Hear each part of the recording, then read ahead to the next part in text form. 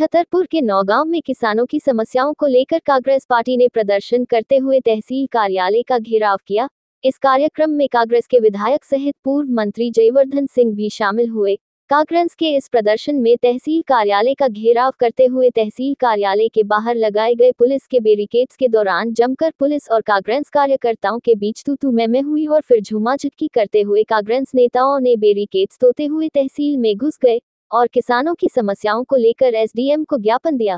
कांग्रेस नेता जयवर्धन सिंह ने मीडिया से दावा किया कि जिस तरह की परिवर्तन की लहर एमपी में चल रही है, उससे कांग्रेस की 170 सीटें आएगी और कमलनाथ सरकार बनाएंगे। वहीं उन्होंने बीजेपी की शिवराज सरकार पर आरोप लगाया कि वह लाडली बहना कार्यक्रम में हर जिले में जनता का 5 करोड़ खर्च कर जनता पर बोझ बढ़ा रही है। वहीं बीते दिनों नौगांव में सीएम की सभा के दौरान स्वागत में बुलाए गए स्टंटमैन की मौत पर बीजेपी सरकार द्वारा कोई मदद नहीं देने का भी आरोप लगाया।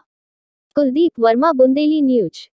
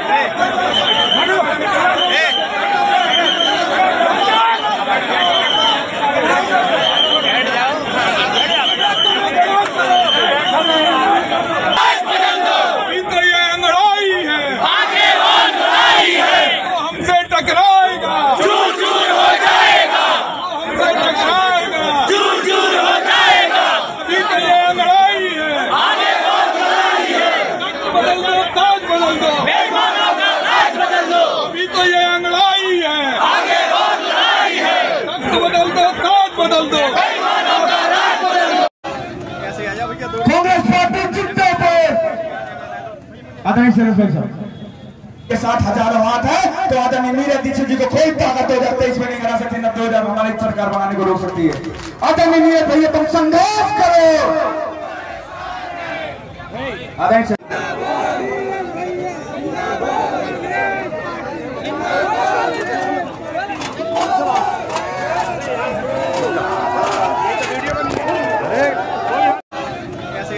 कांग्रेस पार्टी जितने पे आदरणीय सरपंच धन्यवाद जी। आप सभी का देखिए कि मैं आपको बताता हूँ कि एक नहीं, दो नहीं, हजारों किलोमीटर चलने का संकल्प नीरज। ये नीरज जी, किस तरह का कार्यक्रम था और यहाँ पर पूर्व मंत्री भी यहाँ पर आए, क्या कहना चाहेंगे इसमें? आज हम लगातार 20 दिन से गांव में पदयात्रा के माध्यम से निकले थे, जो हम करते रहते हैं, क्योंकि जब क्षेत्र में जाने का कोई बहाना चाहिए पड़ता है, चाहे वो बुजुर्गों की सम्मान यात्रा लेके निकले, चाहे किसानों की पद यात्रा लेके निकले, कहीं किसी न किसी बहाने से उनके बीच पहुंचते हैं। हर घर तक जाने का हम काम करते हैं और हर परिवार के दुखों को बांटने का काम किया जाता है। और जब गांव में हमने देखा है कि हम पिछली बार 4 महीने पहले सम्मान यात्रा लेके निकले थे बुजुर्गों की, 60 साल के ऊपर के हमने बुजुर्गों का सम्मान किया था, आप सब साक्षी उस चीज़ के गवाह हैं। तो उसमें कई गाँव में डीपीयाँ 6-6 महीने से खराब थी, लाइट के तार नंगे डले हुए थे, कई जगह तो तार ही नहीं थे। इस बार हमने उससे भी अधिक गांव में भ्रमण किए हैं और हमने देखा कि उस समय हमने अगर बात जो गांव में बोला वो डीपीयाँ सुधारी गई, रखी गई, और जब दोबारा खराब हो जाती हैं तो फिर हम लोग दोबारा का तब बताते हैं कि जब आप आए थे तब रखी थी, उसके बाद खराब हुई, फिर आज तक नहीं रखी। माने पूरा शासन इस तरह का सोया हुआ पड़ा है क्योंकि इस गांव के जो विद्युत विभाग के कर्मचारी हैं उन्हें सुध लेने की हिम्मत नहीं रहती है। हम ही जब बात करें या कोई प्रतिनिधि बात करता है जनप्रतिनिधि, तब वो समस्याएं उभरती हैं। इस बार आप बागेश्वर धाम का भी यात्रा के बीच में आशीर्वाद लेने गए, इस संबंध में क्या कहना चाहेंगे? सौभाग्य हमारा था कि हम पदयात्रा लगातार 4 तारीख तक थी हमारी। 2 दिन का हमने गैप रखा था कि हम दौरिया में रहकर क्षेत्र की जो भी समस्याएं निकल के आई उसका एक खाका तैयार करेंगे। लेकिन माननीय कमलनाथ जी के यहाँ कथा थी, उनका भी आदेश आया, महाराज जी का आदेश आया कि तुम्हें मेरे साथ चलना है। 3 तारीख की रात में 10-11 बजे हम जब बड़ा गांव से फ्री हुए, वहाँ से हमने सीधी गाड़ी छिंदवाड़ा के लिए निकाली और महाराज जी का आशीर्वाद लिया। और आज आशीर्वाद संतों का, क्योंकि नीरज दीक्षित ने पूरे दीक्षित परिवार पर, उस विधानसभा क्षेत्र पर बड़े बड़े संतों का आशीर्वाद रहा है इस परिवार पर। तो आज भी आप देखते हो मेरे यहाँ स्वागत द्वार पर सबसे पहले दद्दा जी के चित्र का स्मरण होता है और बागेश्वर महाराज के चित्र का स्मरण होता है। तो मेरा परिवार धार्मिक वृत्ति से जुड़ा हुआ है। आप 5 साल से विधायक हैं, उसके बाद में भी आज निधि चतुर्वेदी भी इस मैदान में उतरी हैं, क्या कहना चाहेंगे इसके बारे में? मैं इस मैटर पर कुछ नहीं कहना चाहूँगा, क्योंकि भारत के लोकतंत्र में सबको अपना अधिकार मांगने की इच्छा है, हक है, अधिकार है। जिसको जो अच्छा लग रहा है वो कर रहा है। मैं लगातार 4.5 साल से इन सबके बीच में हूँ। अब वो 4.5 साल भारी हैं कि 2 महीने भारी, भगवान जाने, लेकिन वो भी एक मेरे परिवार का हिस्सा है। कहीं ना कहीं से संबंध अपनी जगह होते हैं। जंगी प्रदर्शन में कितनी सूची मांगी थी आप?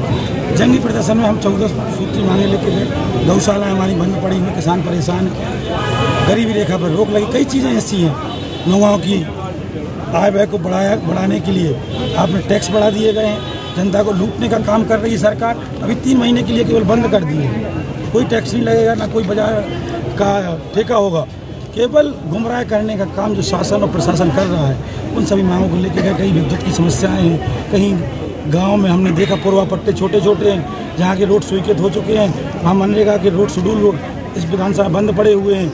कई छोटे छोटे मुद्दे लेके थे। लाडली बहना योजना भारतीय जनता पार्टी ने चालू की है, इससे क्या प्रभाव नहीं पड़ेगा इस बार की विधानसभा में आपको? अगर आपको प्रभाव दिख रहा होता तो यहाँ आज का माहौल दिखता। और आपने उस दिन 5 तारीख को भी देखा, 4-5 के सीएम आए थे, हमने सुना था हमारे इसी आगे तहसील के पास रात में महिलाएं भूखी प्यासी रो रही थी। वो लाडली बहना है, उनकी धक्का दे रही बसों में, उनको लाडली बहना कहते हो। मध्य प्रदेश में सबसे ज़्यादा अत्याचार होते हैं तो माताओं बहनों के ऊपर होते हैं। अगर उन्हें चलाना थी उन्हें तो पूरे देश में क्यों नहीं चलाई? मध्य प्रदेश में वो जाने वाले हैं, वो खुद समझ चुके हैं कि हमारी स्थिति खराब है, किसी न किसी प्रकार की लॉलीपॉप जनता को दे रहे हैं और कुछ नहीं कर रहे। एक जादूगर की मौत भी हुई थी, उसके परिवार से क्या आप पहुंचोगे, उससे मिलोगे क्या? हम जाएंगे, मिलेंगे। और जब हमें खबर लगी रात में 1 बजे, हम छिंदवाड़ा में थे, हम नहीं आने में समय लगता, लेकिन हमने अपने साथ रहने वाले लड़कों को तत्काल दीप्ति पांडे जी वहाँ मौजूद थी, हमारी कांग्रेस की कार्यवाहक अध्यक्ष भी है, और हमने इनसे बात भी की, उसके परिवार वालों से फ़ोन पर बात की। प्रशासन ने जो जाति की है उस परिवार के साथ, नहीं तो उनको तत्काल शासन की सुविधाएं उपलब्ध कराना चाहिए थी, शासन से राहत उस माँ बाप को देना चाहिए था। इसका इकलौता बेटा था, अकेला बेटा था, हमने सुनने में आया और हम उससे मिलेंगे भी उन परिवार से, उनकी जो मदद बनेगी हम करेंगे। क्या जयवर्धन सिंह इस बार प्रभारी बनेंगे? वो पार्टी का काम है। बाकी एनसीसी के बच्चों को भाजपा के झंडे दिए गए थे, इसके बारे में क्या कहना चाहेंगे आप? एनसीसी के बच्चे देश का भविष्य है। वो एनसीसी के बच्चे ही निकल के देश की सुरक्षा करने के लिए बॉर्डर पर भेजे जाते हैं। तो आप स्वयं जानते हैं, तिरंगा झंडा सौंपना चाहिए था कि भाजपा का झंडा सौंपना चाहिए? उनने केवल नेताओं ने अपनी चापलूसी की, हम पब्लिक लेके आए, बच्चों को दबस दे के प्रशासन के दबाव में उन्हें झंडे पकड़ा दिए गए। पूरा लोकतंत्र की हत्या हो रही है इस देश की। लोकतंत्र से सरकारें गिराई जा रही हैं, लोकतंत्र का कहीं महत्व नहीं समझा जा रहा है। ये वो सरकार है कि जो केवल अपने आप में सत्ता हासिल करना चाहती है और देश को लूटना चाहती है। कमलनाथ जी क्या कथा कर रहे हैं, क्या इससे फर्क पड़ने वाला है चुनाव में? कमलनाथ जी ने स्वयं इसके बारे में कहा है कि दोनों हनुमान भक्त हैं। कमलनाथ जी, ऐसा आप सब जानते हैं, बहुत बड़े हनुमान जी के भक्त हैं। परम पूज्य धीरेन्द्र शास्त्री जी भी सब जानते ही हैं, बहुत बड़े हनुमान जी के भक्त हैं। और ऐतिहासिक कार्यक्रम छिंदवाड़ा में हुआ था 3 दिन का। आने वाले समय में विधानसभा में कितनी कांग्रेस सीटें लेके आ रही है? हमारा अनुमान है, जो हमें माहौल दिख रहा है पूरे प्रदेश में, हर जिले में इस बार परिवर्तन का माहौल है और हमें पूरा विश्वास है कम से कम 170 सीटें कांग्रेस को मिलेगी। कर्तव्य दिखाने में 5 अगस्त को आया था, उसकी मौत हो गई है। भाजपा के 5 अगस्त के कार्यक्रम में क्या उससे मिलने भी आप लोग आज जा रहे हैं? इसके बारे में विधायक जी ने स्वयं इसमें उन्होंने कहा है कि वो बहुत जल्द जो पीड़ित परिवार है उनसे मिलेंगे। लेकिन मूल बात ये है कि भाजपा सरकार के दौरान जो हर कार्यक्रम लाडली बहना का हो रहा है, इसमें लोग खर्च कर रहे हैं लगभग 5 से 6 करोड़ रुपए।